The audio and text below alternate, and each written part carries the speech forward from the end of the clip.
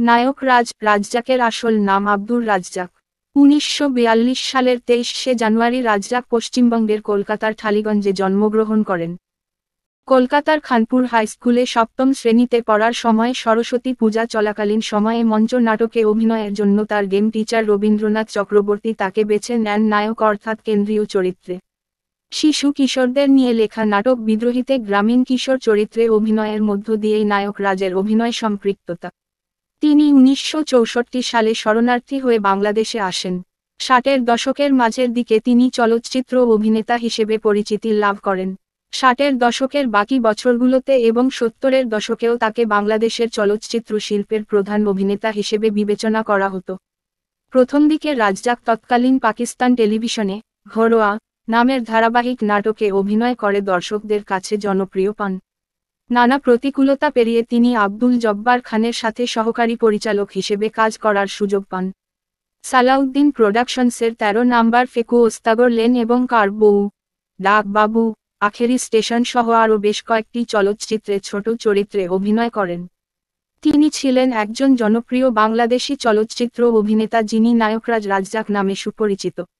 বাংলা চলচ্চিত্র পত্রিকা চিত্রালীর সম্পাদক আহমদ জামান চৌধুরী তাকে নায়করাজ উপাধি দিয়েছিলেন।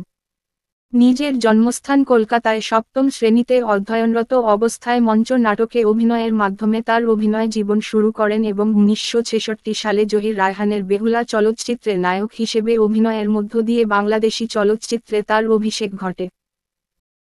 অভিনয় জীবনে তিনি বেহুলা, আগুন নিয়ে খেলা, এতটুকু আশা, নীল আকাশের নিচে, জীবন থেকে নেয়া, ওরা ১১ জন, অবুঝ মন, রংবাজ, আলোর মিছিল, অশিক্ষিত, ছুটির ঘণ্টা এবং বড় ভালো লোক ছিল সহ মোট ৩০০টি বাংলা ও উর্দু ভাষার চলচ্চিত্রে অভিনয়ের পাশাপাশি ১৬টি চলচ্চিত্র পরিচালনা করেছেন।